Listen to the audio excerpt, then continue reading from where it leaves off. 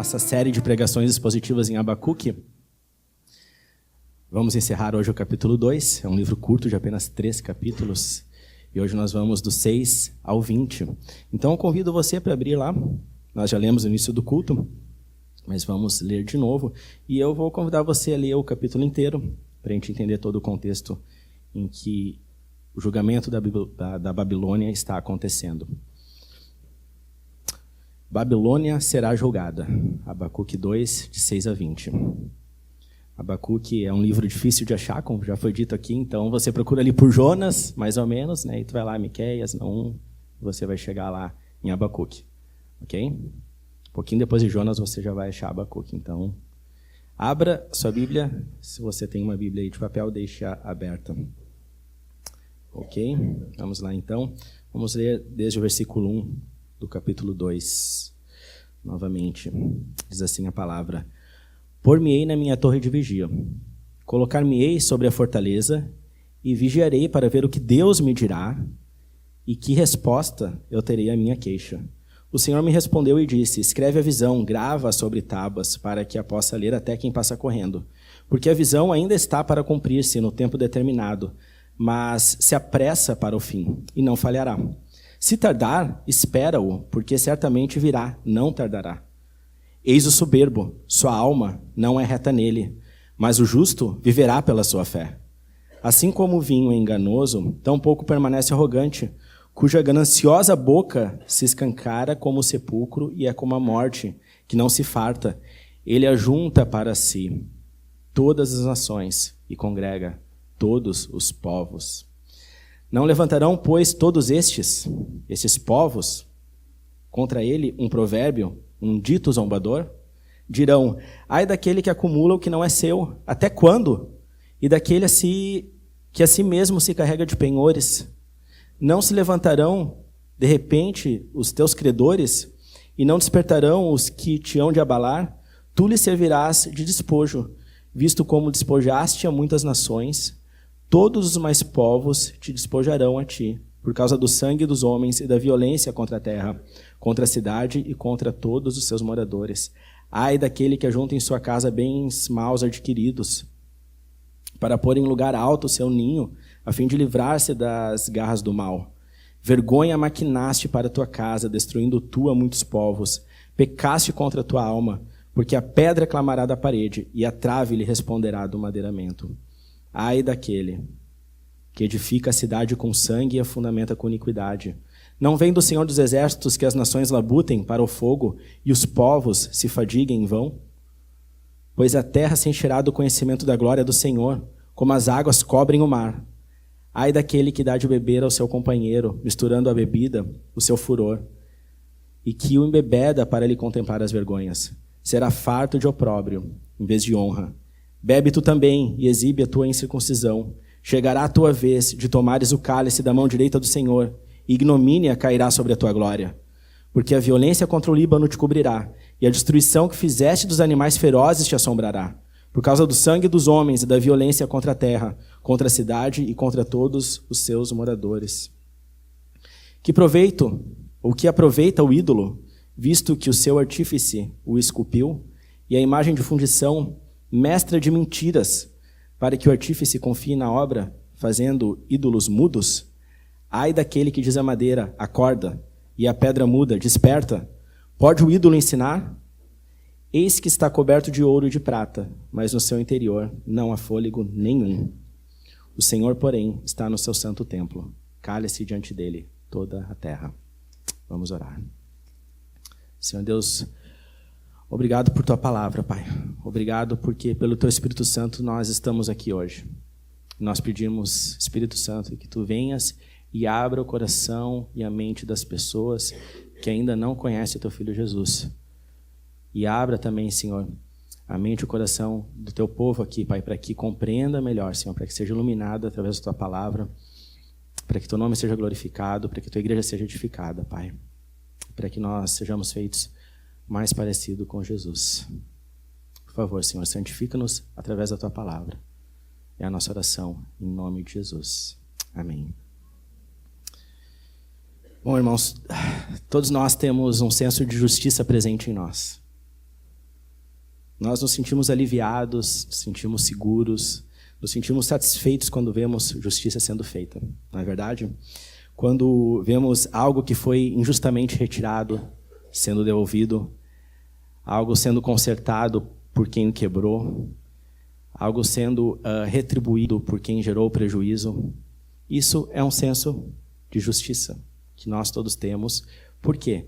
Porque nós fomos criados à imagem e semelhança de Deus. E Deus é um Deus justo.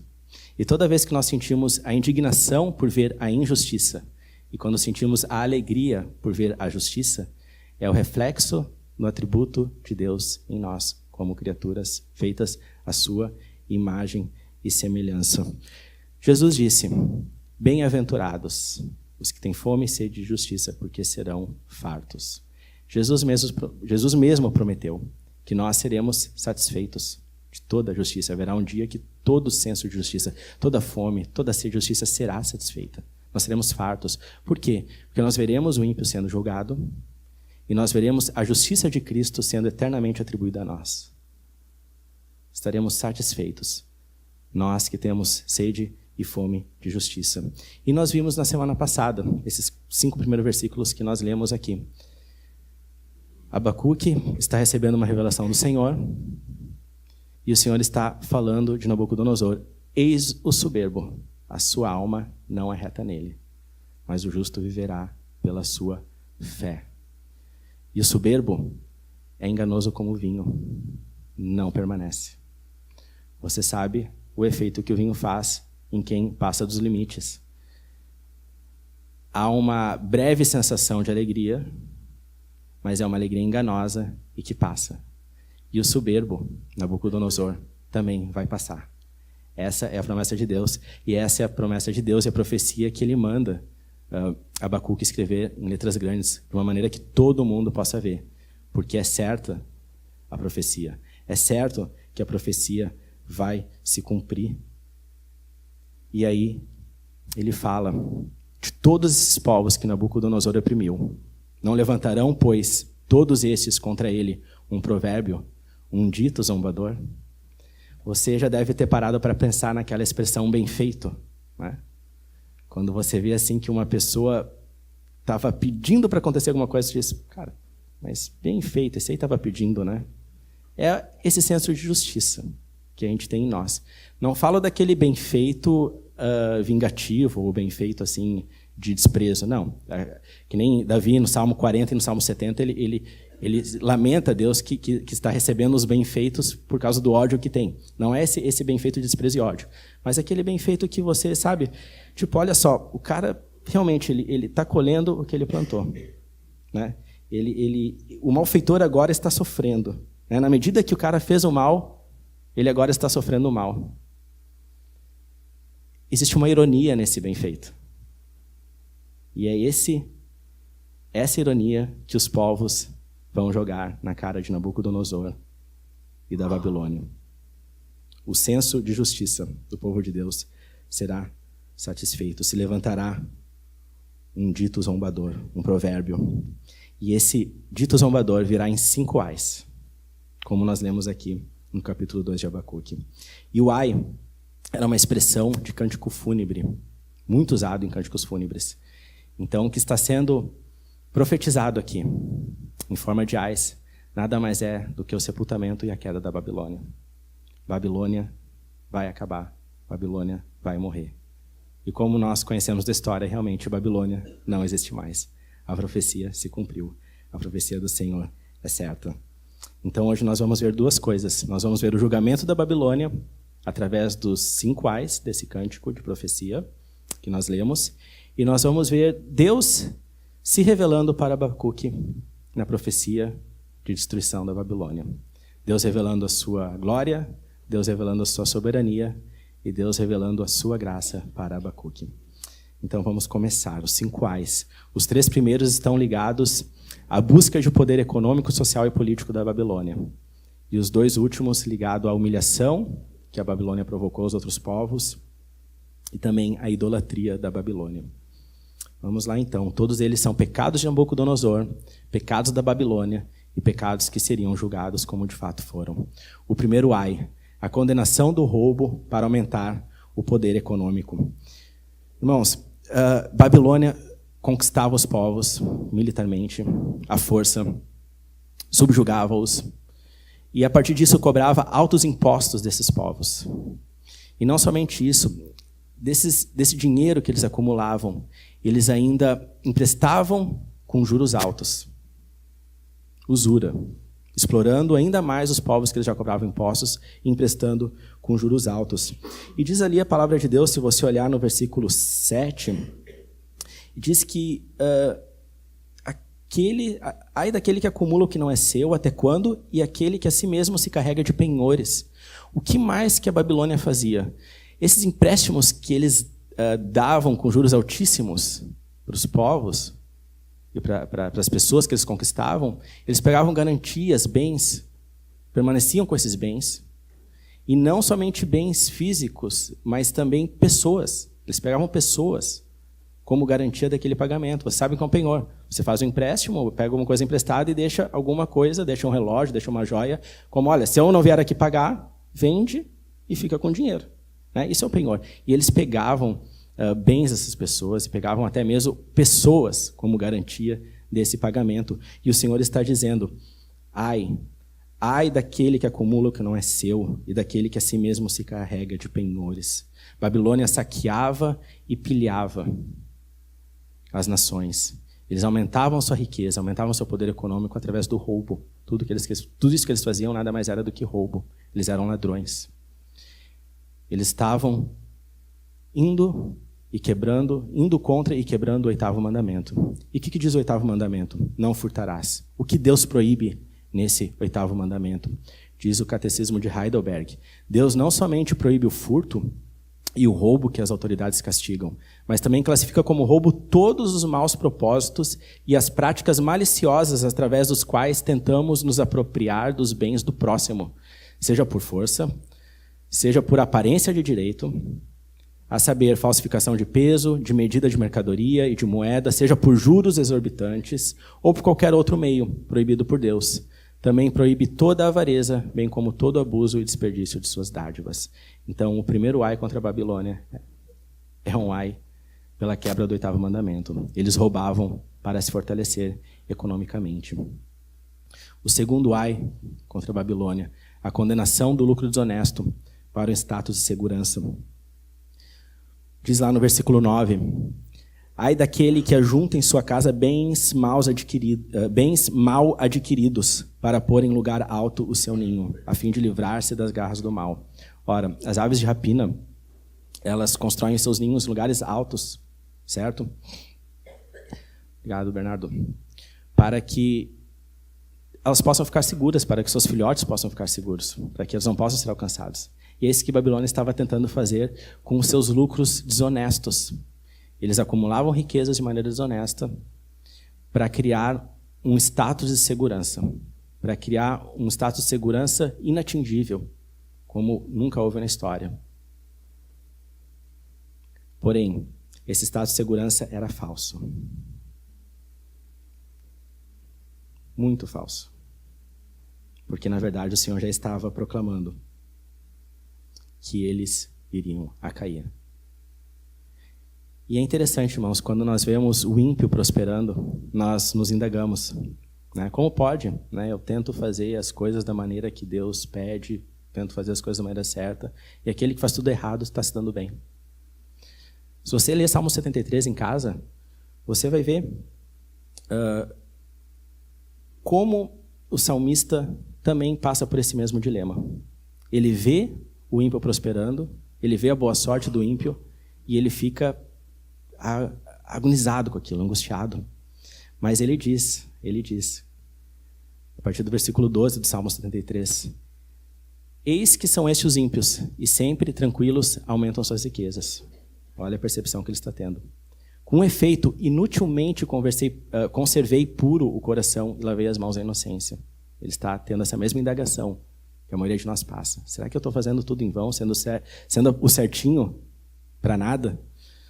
Pois de contínuo sou afligido a cada manhã castigado. Se eu pensar em falar tais palavras, já aí teria traído a geração de teus filhos. Aí ele para e pensa, poxa, Só de pensar isso já está sendo pesado. Eu não vou nem comentar isso. Ele começa a perceber que está indo por um caminho errado. Em só refletir para compreender isso, achei muito pesada a tarefa para mim, até que entrei no santuário de Deus e atinei com o fim deles. Tu certamente os põe em lugares escorregadios e os fazes cair na destruição. Como ficam de súbito assolados, totalmente aniquilados, de terror. Como ao sonho quando se acorda, assim, ó Senhor, ao despertares, desprezarás a imagem deles. Ai daqueles que tentam construir um lugar seguro para si de maneira desonesta. Esse é o fim deles. O Senhor os desprezará. E Babilônia também estava nesse caminho. O seu tempo estava chegando. O terceiro ai é a condenação da violência e a corrupção do poder político. Esse ai anuncia o julgamento dos babilônios pela sua implacável tirania para o aumento do seu poder. Alguns registros históricos colocam que Nabucodonosor tinha grande orgulho nas obras que construía. Porém, essas obras eram financiadas pelas riquezas roubadas. Essas obras eram construídas com escravos, à custa de muitas vidas. Está lá no versículo 12. Ai daquele que edifica a cidade com sangue e a fundamenta com iniquidade. Não vem do Senhor dos Exércitos que as nações labutem para o fogo e os povos se fatiguem em vão, pois a terra se encherá do conhecimento da glória do Senhor, como as águas cobrem o mar. Tudo isso que Nabucodonosor fazia, à custa da escravidão de outros povos, da escravidão econômica, da escravidão física, era em vão. Era em vão, iria acabar. E se nós lermos lá em Daniel, como nós vamos fazer agora, nós vemos que Nabucodonosor pagou o preço pelo que ele fez. O Senhor o castigou. Lá em Daniel 4, a partir do versículo 27, conta essa história de como Nabucodonosor foi castigado por Deus pelo que ele estava fazendo. Daniel fala para Nabucodonosor: portanto, ó rei, aceita o meu conselho e põe termo pela justiça em teus pecados e em tuas iniquidades, usando de misericórdia para com os pobres, e talvez se prolongue a tua tranquilidade.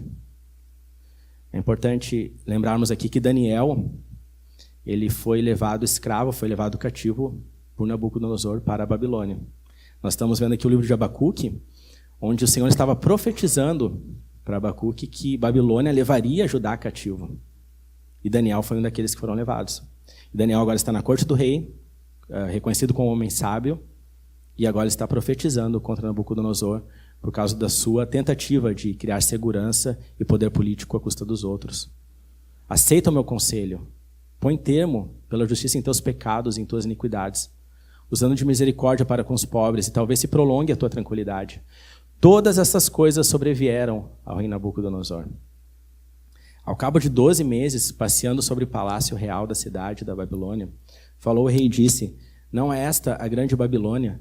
Eu edifiquei para a casa real com meu grandioso poder e para a glória da minha majestade? Falava ainda o rei, quando desceu uma voz do céu: a ti se diz, ó rei Nabucodonosor, já passou de ti o reino. Serás expulso de entre os homens, e a tua morada será com os animais do campo, e far-te-ão comer ervas com os bois, e passar-se-ão 7 tempos por cima de ti, até que aprendas que o Altíssimo tem domínio sobre o reino dos homens e o dá a quem quer.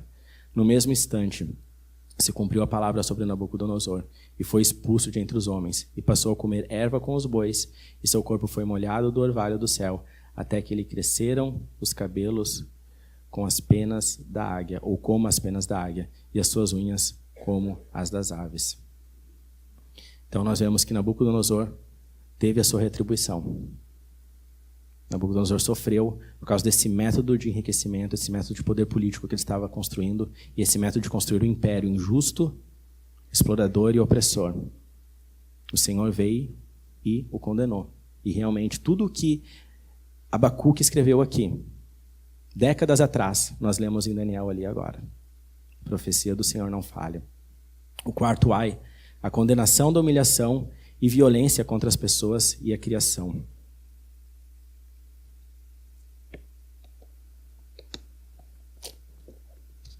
O quarto ai anuncia o julgamento dos babilônios, por causa do modo humilhante que tratava as pessoas. Eles traziam as pessoas para forçá-las a se embriagarem, a cometer atos vergonhosos, atitudes vergonhosas, a se humilhar, a enfraquecer essas pessoas por causa das suas atitudes baixas. Era um método que eles faziam para diminuir as pessoas. Eles ainda, nessas explorações militares que eles faziam, eles iam chegando nos lugares, iam destruindo as matas, as árvores, para fazer construções, para fazer lenha. Exterminavam os animais em volta para a sua dieta. E o Senhor estava agora cobrando deles tudo isso que eles estavam fazendo. A humilhação contra as pessoas e a falta de cuidado para com a natureza, para com a criação de Deus. E o Senhor falou, lá no versículo 15, vamos ler de novo. Ai daquele que dá de beber ao seu companheiro, misturando a bebida do seu furor, e que o embebeda para lhe contemplar as vergonhas. A virada, serás farto de opróbrio em vez de honra. Versículo 17, porque a violência contra o Líbano te cobrirá, e a destruição que fizeste dos animais ferozes te assombrará, por causa do sangue dos homens e da violência contra a terra, contra a cidade e contra todos os seus moradores. Então, eles violentavam as pessoas, humilhavam, embriagavam as pessoas. E é muito interessante agora pensarmos que a queda da Babilônia ocorreu justamente em uma festa em que o rei, à época, Belsazar, que seria o neto, na verdade, de Nabucodonosor, estava dando uma festa e se embriagando. Na sua embriaguez, eles foram destruídos. Eu aconselho os irmãos que depois cheguem em casa e leiam o capítulo 4 e 5 de Daniel. No mínimo, né? Pode ler o capítulo todo, o livro todo, que vai te ajudar muito a entender tudo que está sendo profetizado aqui em Abacuque. Mas o capítulo 5, nós lemos o capítulo 4, como Nabucodonosor foi castigado por Deus. E agora nós vamos ler no capítulo 5 de Daniel, essa profecia se cumprindo, onde, finalmente, a Babilônia caiu. O rei Belsazar deu um grande banquete a 1000 dos seus grandes e bebeu vinho na presença dos 1000. Enquanto Belsazar bebia e apreciava o vinho, mandou trazer os utensílios de ouro e de prata que Nabucodonosor, seu pai no sentido de ascendente, tirara do templo, que estava em Jerusalém. Então ele pegou os utensílios que ele pilhou, que ele roubou do templo de Jerusalém, e agora o seu neto está usando para fazer festa e bebedices, para que neles bebessem o rei e os seus grandes, as suas mulheres e concubinas. Então trouxeram os utensílios de ouro que foram tirados do templo da casa de Deus, que estava em Jerusalém, e beberam neles o rei, os seus grandes, suas mulheres e concubinas. Beberam vinho e deram louvores aos deuses de ouro, de prata, de bronze, de ferro, de madeira e de pedra.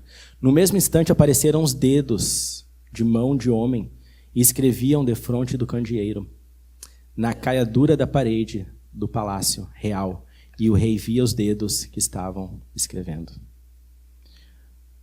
E aí a palavra diz que caiu o semblante de Belsazar.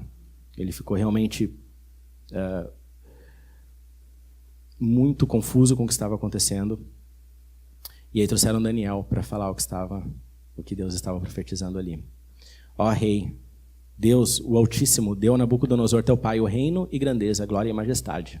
Por causa da grandeza que ele deu, povos, nações e homens de todas as línguas tremiam e temiam diante dele. Matava a quem queria e a quem queria deixava com vida. A quem queria exaltava e a quem queria abatia.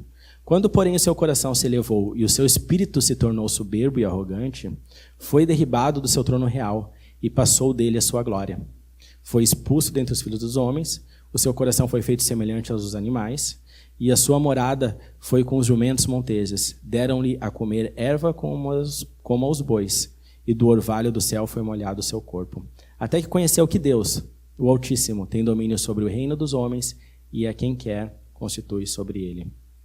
Tu, Belsazar, que é seu filho, não humilhaste o teu coração, ainda que sabias tudo isto, e te levantaste contra o Senhor do céu, pois foram trazidos os utensílios da casa dele perante ti. E tu e os teus grandes, as tuas mulheres, as tuas concubinas bebestes vinho neles. Além disso, deste louvores aos deuses de prata, de ouro, de bronze, de ferro, de madeira e de pedra, que não veem, não ouvem, nem sabem. Mas a Deus, em cuja mão está a tua vida, e todos os teus caminhos, a ele não glorificaste. Então, da parte dele foi enviada aquela mão que traçou esta escritura. Esta, pois, é a escritura que se traçou, Mené, Mené, Tekel e Parsim. Esta é a interpretação daquilo. Mené, contou Deus o teu reino e deu cabo dele. Tekel, pesado foste na balança e achado em falta. Pérez, dividido foi o teu reino e dado aos medos e aos persas. Então mandou Belsazar que vestissem Daniel de púrpura e lhe pusessem cadeia de ouro ao pescoço e proclamassem que passaria a ser o terceiro no governo do seu reino. Mas naquela mesma noite foi morto Belsazar, rei dos caldeus. E Dario, o medo, com cerca de 62 anos, se apoderou do reino. Então nós vemos, queridos, que a profecia de Deus, ela não falha. O Senhor está mandando 5 ais contra a Babilônia, mostrando ao seu servo Abacuque que aquela Babilônia que seria usada para punir toda a imoralidade que ocorria em Judá, também seria punido. O Senhor vai usando instrumentos, e Ele usa quem Ele quer. Mas essas pessoas a quem Ele usa também são responsáveis pelo que elas fazem. São responsáveis pelos seus pecados. E o Senhor aqui está dando o seu julgamento final sobre a Babilônia. E o 5º ai, a condenação da idolatria. Os babilônios, eles atribuíam a seus deuses as suas grandes vitórias, como nós lemos aqui em Daniel também. A idolatria na Babilônia era o maior pecado e a fonte de todos os outros. Por quê? Porque eles não se rendiam a Deus, não se rendiam ao Deus verdadeiro, e por causa dos seus deuses de prata, de ouro, de madeira, de cerâmica, eles acabavam sendo engolidos pelo desejo pecaminoso que cercava eles. Eles tinham como Deus, o grande Deus deles era o poder. Como diz lá, Abacuque 1, se você está com a Bíblia aberta, você pode ver. Fazem-se culpados, no final do versículo 11, Abacuque 1:11. Fazem-se culpados estes cujo poder é o seu Deus. O grande ídolo deles era o poder. E o Catecismo de Heidelberg também nos ensina o que é idolatria. Idolatria é inventar ou ter alguma coisa em que se deposite confiança em um lugar ou ao lado do único verdadeiro Deus que se revelou em sua palavra. Isso é idolatria. É colocar algo no lugar de Deus. E João Calvino tem uma frase muito famosa que diz que o coração do homem é uma fábrica de ídolos. O nosso coração está sempre criando ídolos. Porque nós estamos sempre criando coisas ou pessoas, até mesmo, em que nós colocamos a nossa segurança. Babilônia tinha seus deuses de prata, de ouro, de madeira, mas o grande ídolo deles era o poder. E nós também podemos ter os nossos ídolos. Não pense que por você não ter uma escultura em casa a quem você ora, você não pode ser um idólatra. O seu ídolo pode ser o dinheiro, o seu ídolo pode ser o entretenimento, o seu ídolo pode ser o poder, como era da Babilônia. O seu ídolo pode ser esportes, pode ser o teu time de futebol. Teu ídolo pode ser prazeres sensuais, pode ser o conhecimento, pode ser o status social. Qualquer coisa que você coloque ao lado de Deus para afirmar a sua segurança, o seu dinheiro, torna-se um ídolo. E é interessante que você lendo o livro de Daniel, onde Nabucodonosor tem muitas palavras dele mesmo, né, palavras próprias dele, você vai ver que ele confessava o Deus de Israel como um Deus todo-poderoso, digno, altíssimo. Muitas vezes ele confessou, mas ele nunca deixou de servir os outros deuses. E a pergunta que fica para você hoje é: em quem você tem confiado? Você tem sido idólatra no seu coração? Você tem colocado a sua segurança em qualquer outra coisa que não seja Deus? Qualquer outra coisa que não seja o nosso Senhor Jesus, que morreu na cruz por nós, para nos dar salvação eterna?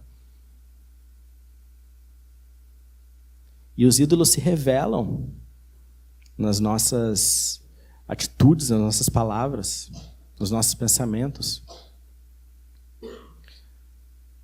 Quando homens de negócio perdem as suas ações, seu dinheiro. É muito comum ver suicídios acontecendo em grandes crises econômicas. Por quê? Porque o ídolo deles era o dinheiro. Quando você fica muito triste, nervoso, ansioso por dificuldades financeiras, você está revelando que o seu ídolo é a segurança financeira e não o Senhor. Jesus disse, olha, os lírios do campo e os passarinhos. Os lírios do campo não tecem e nem Salomão, com toda a sua glória, se vestiu como um deles. Os passarinhos não plantam, nem semeiam, nem colhem, e nada lhes falta. Você não é mais importante que os lírios do campo e do que os passarinhos? Não andeis ansiosos por coisa alguma. Não andeis ansiosos por coisa alguma. O Senhor cuida de você. Você é mais importante que qualquer coisa, outra coisa que Deus tenha criado. Deixe de lado os seus ídolos de falsa segurança e confie somente no Senhor. Ele tem o controle da sua vida. O adorador de imagem, ele se torna como essa imagem. A imagem é muda, é morta, não tem fôlego. Como diz lá em Salmo 115, 4:8. Tornam-se semelhantes a eles os que fazem e os que neles confiam. Assim como a imagem é sem entendimento, sem voz, sem capacidade de ouvir, aqueles que adoram esses ídolos se tornam iguais. Eles se tornam sem vida, se tornam sem capacidade de ouvir, sem capacidade de discernimento, sem capacidade de entendimento. A palavra do Senhor para nós aqui hoje é: arrependa-se da idolatria. Examine o seu coração. Examine o seu coração. E confie apenas no Senhor. Ele cuida de você. Lançai sobre ele todas as suas ansiedades, porque ele tem cuidado de vós. E nessa resposta de Deus a Abacuque, ele tem revelado toda a glória, toda a soberania e toda a graça do Senhor.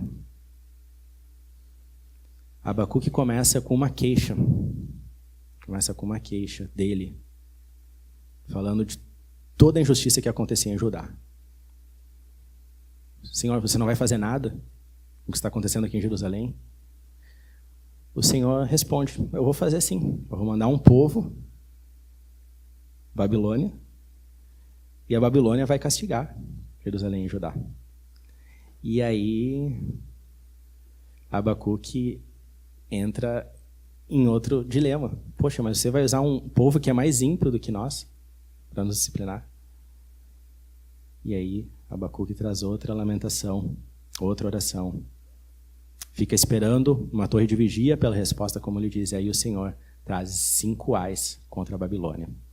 E nessa resposta do Senhor, o coração de Abacuque é confortado, porque é revelada a sua glória, a sua soberania, a sua graça. Deus revela a sua glória, Abacuque, pois a terra se encherá do conhecimento da glória do Senhor. O terceiro ai contra a Babilônia é contra a violência usada para construir um grande império. Mas o Senhor alerta que os povos labutam e se fadigam em vão, porque toda a terra se encherá do conhecimento da glória do Senhor. Tudo o que está acontecendo na história é direcionado para a glória de Deus. Então, tudo que os povos e as nações fazem para a sua própria glória é esforço inútil. O Senhor, como diz a palavra, não divide a sua glória com ninguém. Ele não divide a sua glória com homens, não divide a sua glória com reinos, não divide a sua glória com nações. Salmo 2 é um salmo muito interessante, porque fala daqueles que estão se levantando contra o ungido do Senhor. E ele diz assim: por que se enfurecem os gentios? E os povos imaginam coisas vãs? Os reis da terra se levantam e os príncipes conspiram contra o Senhor e contra o seu ungido, dizendo: rompamos os seus laços e sacudamos de nós as suas algemas. Quer dizer, né? Vamos nos livrar de Deus. Mas diz assim o Salmo: ri-se aquele que habita nos céus, o Senhor zomba deles. Você sabe quando você vê uma criança fazendo força para carregar uma coisa que é mais pesada que ela? É tão bonitinho, né? É engraçado, né? É engraçado você rir daquela situação, né? Deus olhando para essas nações, fazendo tanta força para levantar uma glória própria, ele olha e ri. E ri. É um motivo de zombaria para Deus. Vocês são uns inúteis. Mas é muito mais grave, porque aqui nós estamos falando de pecado.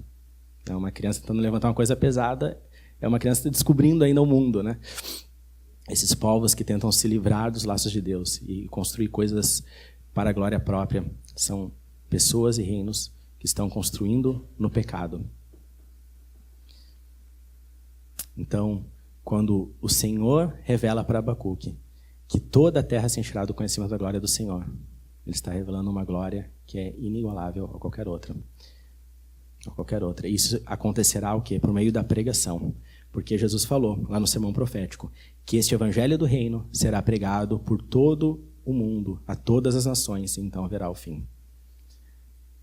Não virá o fim, não haverá nenhum acontecimento escatológico final. A volta de Jesus só ocorrerá quando toda a glória do Senhor seja conhecida por toda a terra. Isso irá acontecer. Como nós vimos que a profecia contra a Babilônia foi cumprida, essa profecia da terra cheia da glória do Senhor através da pregação também acontecerá. Essa é a nossa esperança e essa é a nossa certeza. Deus também revelou a sua soberania a Abacuque. Ele disse, o Senhor, porém, está no seu santo templo, cale-se diante dele toda a terra. Depois de falar da futilidade da idolatria, depois de condenar a idolatria, o Senhor revela a Abacuque, o Senhor está no seu santo templo. Cale-se diante dele toda a terra. O Senhor é soberano. O Senhor está no controle de tudo que acontece. Ele não é um Deus falso. Ele é o único Deus verdadeiro. E o seu templo não está em mãos humanas, não está em templos feitos de mãos humanas. Mas o seu templo é os céus. Ele olha da eternidade. E ele está lá, soberano, reinando, poderoso. Em contraste com os ídolos que não têm fôlego e que não têm vida, o Senhor é o autor da vida. E aqui, compreendendo a soberania de Deus, Abacuque pode, mais uma vez, se confortar sobre tudo o que está para acontecer. E Deus também revelou a sua graça a Abacuque. Abacuque aprendeu que o justo viverá pela fé. Ele estava tendo um diálogo com Deus em orações e respostas. E ele sabia que uma nação poderosa viria para destruir a sua nação. E pare para pensar na situação que Abacuque está vivendo.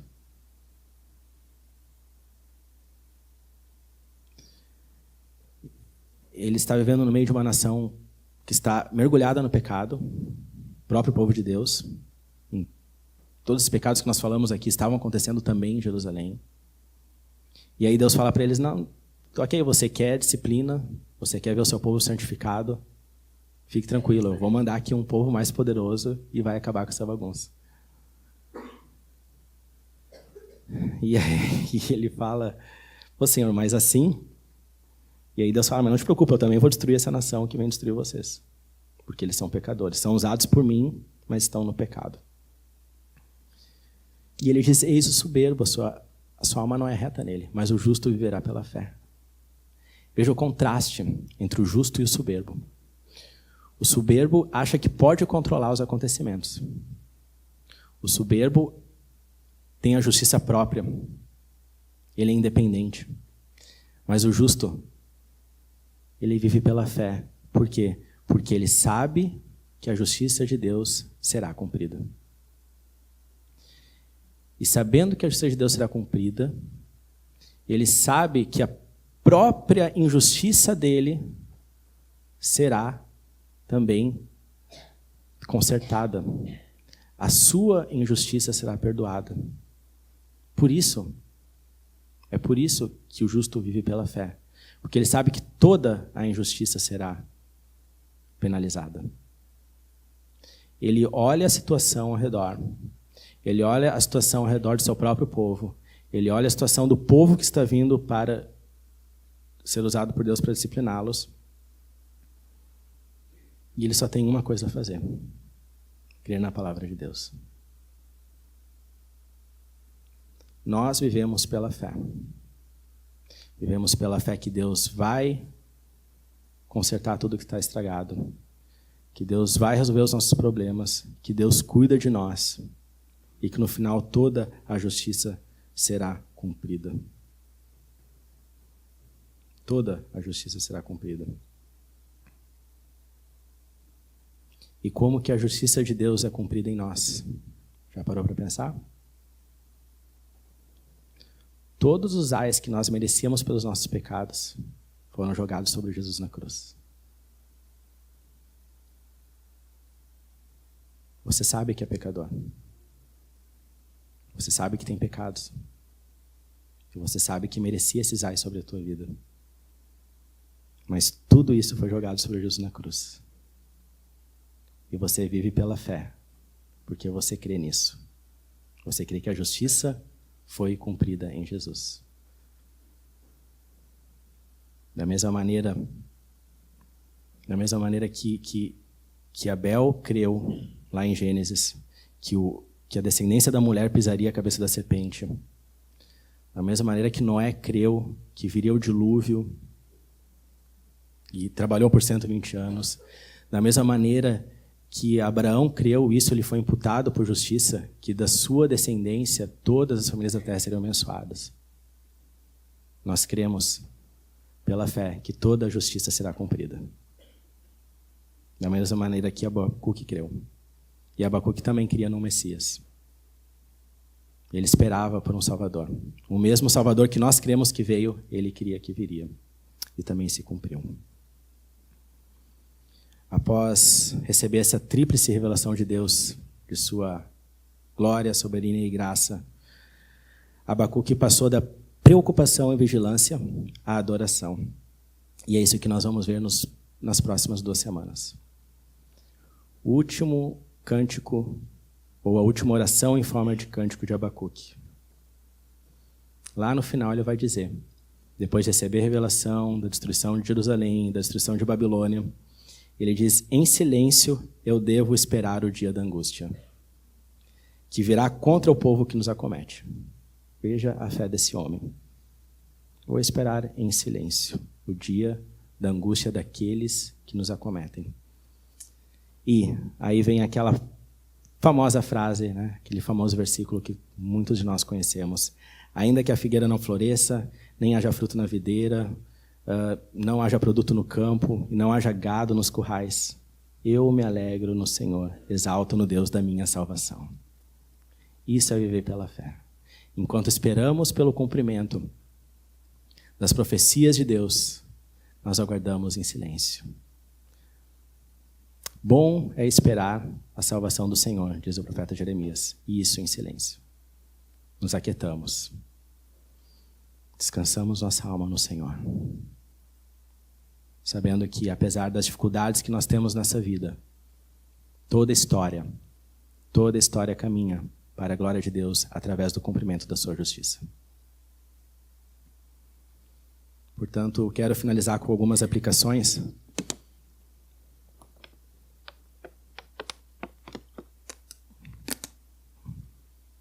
A primeira é que Deus controla o destino das nações e direciona toda a história para a sua glória. O princípio essencial da interpretação da história é que ela só pode ser entendida em termos do reino de Deus. É o reino de Deus que está sendo instituído, não de homens. Tudo que acontece na história está sendo direcionado para a instituição do reino de Deus. Por isso nós lemos em Abacuque, ali nos versículos 13 e 14, não vem do Senhor dos Exércitos que as nações labutam para o fogo e os povos se fadigam em vão, pois a terra se encherá do conhecimento da glória do Senhor. Tudo que acontece com as nações, tudo que acontece na história da humanidade, Deus está direcionando para a sua glória. Martin Lloyd-Jones, falando sobre Abacuque, ele diz que a chave da história do mundo é o reino de Deus. A história das demais nações mencionadas no Antigo Testamento só tem importância quando se relaciona com o destino de Israel. E, em última instância, a história contemporânea só tem importância em relação com a história da igreja cristã. O que realmente importa no mundo é o reino de Deus. Desde o princípio, desde a queda do homem, Deus vem trabalhando. Deveria estar em maiúsculo ali. Deus vem trabalhando no estabelecimento de um novo reino no mundo, o seu próprio reino. E Ele está chamando as gentes do mundo para esse reino. E tudo o que acontece no mundo relaciona-se com um reino que ainda está em processo de formação, mas que atingirá sua consumação perfeita. Está em processo de formação, mas atingirá uma consumação perfeita. Outros acontecimentos só têm importância em relação com esse evento. O reino de Deus. Os problemas de nossos dias só devem ser entendidos à sua luz. O que Deus permite na igreja no mundo hoje só está relacionado com seu grande propósito para a igreja e para o reino. Tudo está acontecendo. Deus controla o destino das nações para a sua própria glória. A segunda aplicação é que Deus dirige e usa o curso da história para purificar o seu povo. Como nós estamos vendo aqui, esse livro é um livro de orações e respostas entre Abacuque e Deus, em que Abacuque pede um avivamento para Deus, pede para que seu próprio povo seja santificado. E ele usa um povo poderoso que está se erguendo para punir o seu próprio povo, para purificá-lo. Hebreus 12 diz que o Senhor disciplina aqueles que Ele ama para melhor aproveitamento e para que participem de sua santidade. E Romanos 8, 28 diz que todas as coisas cooperam para o bem daqueles que amam a Deus, daqueles que são chamados segundo o seu propósito, para que sejamos conformes segundo a imagem de seu Filho. Então, tudo que o Senhor está fazendo na história é para purificar a sua igreja, para purificar a sua noiva, para fazer-nos mais parecidos com seu Filho Jesus. Nós somos uma grande família de muitos filhos, semelhantes a Jesus para a glória de Deus. E é isso que o Senhor está trabalhando na história. O Lloyd Jones continua falando sobre esse aspecto do curso da história, que o terceiro aspecto surpreendente dos caminhos de Deus é que Ele, às vezes, usa instrumentos estranhos para corrigir a sua igreja e seu povo. Os caldeus, os babilônios, dentre todos os povos, são os que Deus vai suscitar para castigar Israel. Não se podia imaginar tal coisa, mas aqui também está um fato evidente em toda a Bíblia. Deus, se assim o quiser, pode usar até mesmo os ímpios caldeus. No curso da história, Ele tem usado toda sorte de instrumentos estranhos e inesperados para a realização de seus propósitos. Este é um fato pertinente aos nossos dias, pois parece que, segundo a Bíblia, muito do que acontece no mundo agora deve ser examinado nesta luz. Talvez possamos ir além e dizer positivamente que o comunismo, temido por tantos cristãos em nosso tempo, não passa de um instrumento que Deus está usando para lidar com seu próprio povo.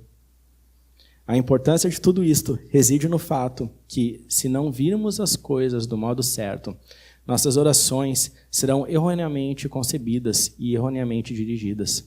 Temos de admitir o verdadeiro estado da igreja e reconhecer sua iniquidade.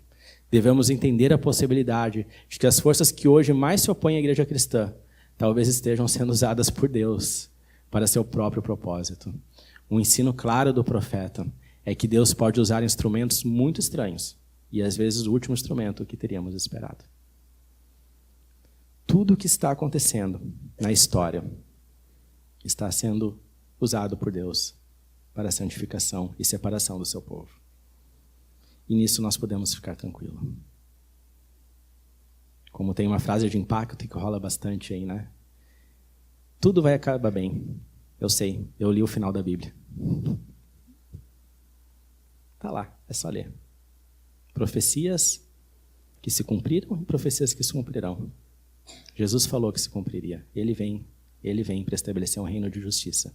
Ele vem para estabelecer um reino de paz. Nós podemos ficar tranquilos quanto à verdade de tudo isso. Terceira aplicação, que Deus tem o destino de nosso país em suas mãos. Estamos em meio às eleições. Essa semana nós tivemos acontecimentos muito conturbados. Vimos o Museu Nacional aí com 200 anos de acervo colecionados sendo queimados. Vimos aí um atentado político. A nação está empolvorosa, está inquieta, está tensa. Mas nós precisamos lembrar que o Brasil é uma nação. Que Deus também está controlando a nossa história para cumprir o seu propósito. Nós precisamos olhar para o Brasil dentro dessa ótica do reino de Deus que está sendo construído. Nós estamos vivendo um período de instabilidade política, de crise econômica, de crises morais e éticas profundas. Nós não sabemos o que vai ser daqui a alguns anos, não sabemos quem vai ganhar as eleições, mas nós sabemos que não existe salvador da pátria, porque o nosso Salvador já morreu na cruz por nós. Não colocamos esperança em homens. Nós não controlamos e não sabemos o que vai acontecer, mas nós sabemos que Deus é soberano sobre tudo o que está acontecendo. E sabemos que Deus está no controle, que Deus tem a sua igreja aqui no Brasil. E nós podemos ter certeza que Ele está olhando para nós. Talvez a resposta de Deus não seja bem o que nós queremos. Abacuque ficou surpreso com a resposta de Deus. Talvez Deus não nos livre de ideologias anticristãs, tomando definitivamente o poder, como quase aconteceu. Não sabemos. Mas nós podemos saber que tudo está sendo direcionado para a glória de Deus. Como diz Daniel, seja bendito o nome de Deus, de eternidade a eternidade. Pois é Ele que controla o tempo e as estações. Ele remove reis e Ele estabelece reis. Dá sabedoria aos sábios e entendimento aos entendidos. Podemos sossegar e não entrar nessa polvorosa que está acontecendo no nosso país. Participar saudavelmente, dialogar, mas não temos a atitude de quem coloca a nossa última esperança na política ou na economia. A nossa esperança está no reino de Deus, que está sendo formado e que será consumado na volta de Cristo. Por último, irmãos, o destino da Babilônia é o destino de todo aquele que não foi justificado por Cristo. Veja só o que diz o Salmo 15. Quem, Senhor, habitará no teu tabernáculo? Quem há de morar no teu santo monte? O que vive com integridade e pratica a justiça, e de coração fala a verdade. O que não difama com sua língua, não faz mal ao próximo, nem lança injúria contra o seu vizinho. O que a seus olhos tem por desprezível é réprobo, mas honra aos que temem o Senhor, o que jura com dano próprio e não se retrata. O que não empresta o seu dinheiro com usura, nem aceita suborno contra o inocente. Quem deste modo procede não será jamais abalado. Olha o versículo 13:5. Não parece uma descrição muito exata daquilo que Babilônia fazia? Difamadores, faziam mal ao próximo, lançavam injúrias, emprestavam seu dinheiro com usúria, ou com usura, aceitavam suborno. Esses que vão entrar no tabernáculo do Senhor não praticam essas coisas. Mas veja agora também a exigência daquilo que se deve fazer. Vive com integridade, pratica a justiça de coração, fala a verdade, que tem por desprezível ao réprobo, ou seja, realmente não aceita as coisas erradas que as pessoas fazem, honra os que temem ao Senhor, e que jura com dano próprio e não se retrata. A questão é, pare para pensar na sua vida. Você consegue 100% cumprir isso que esse salmo está falando para entrar no tabernáculo do Senhor?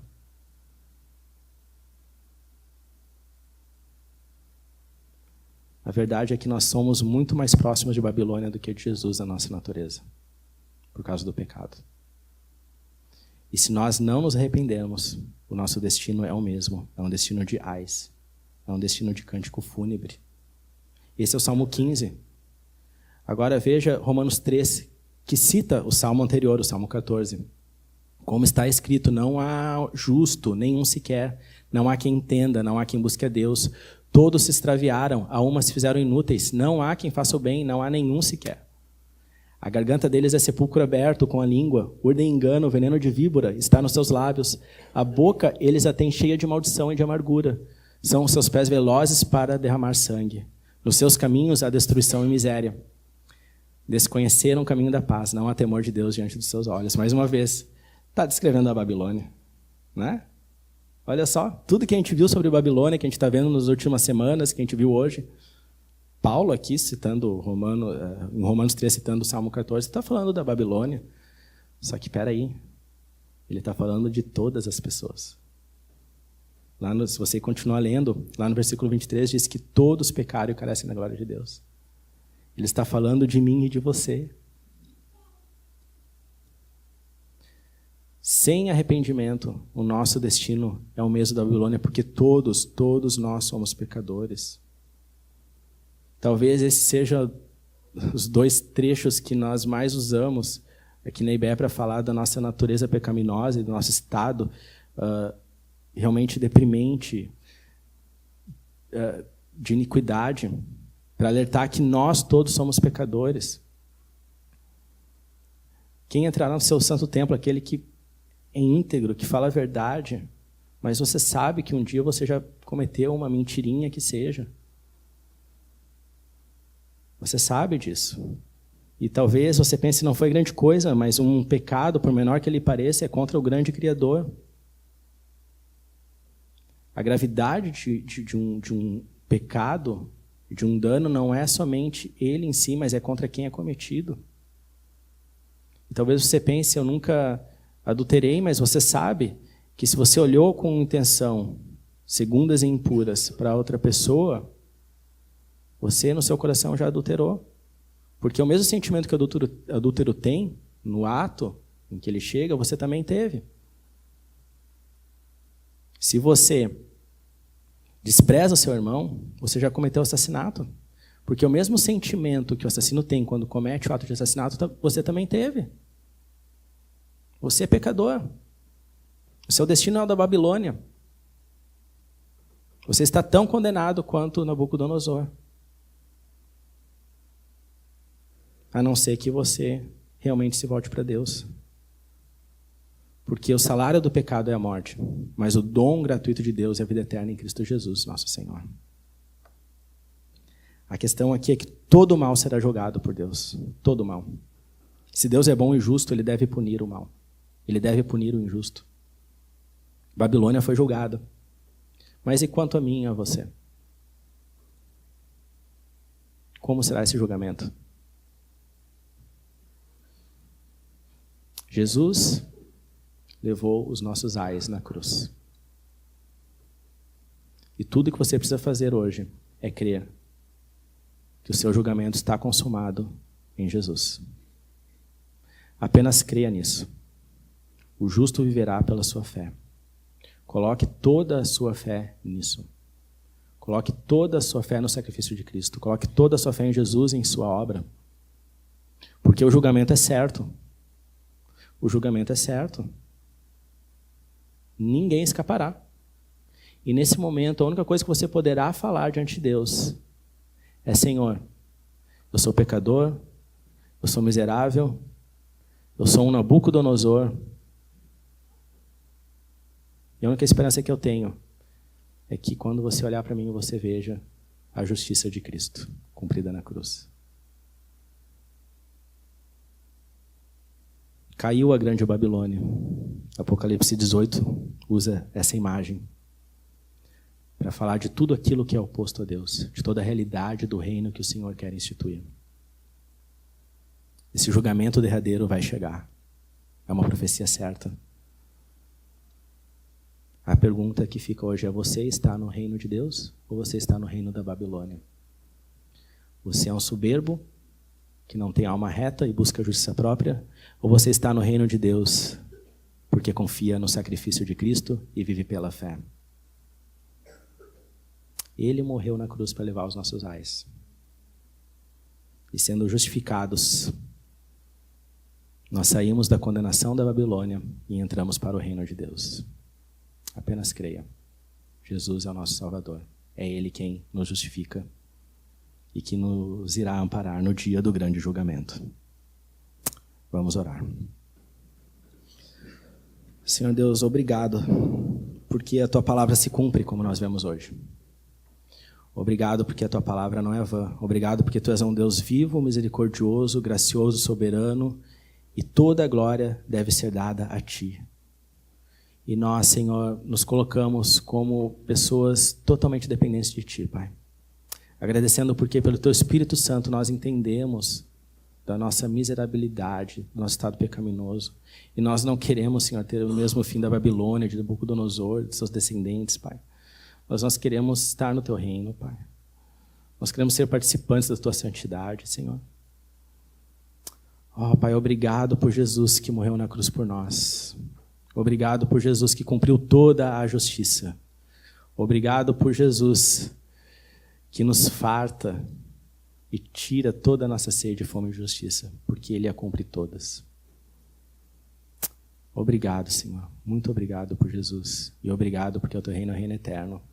E obrigado porque os ímpios serão julgados, Deus. E obrigado porque temos justiça em Ti. E somos feitos justos no Teu Filho Jesus. É no nome desse Jesus, nosso amado, nosso Senhor, que nós oramos. Amém.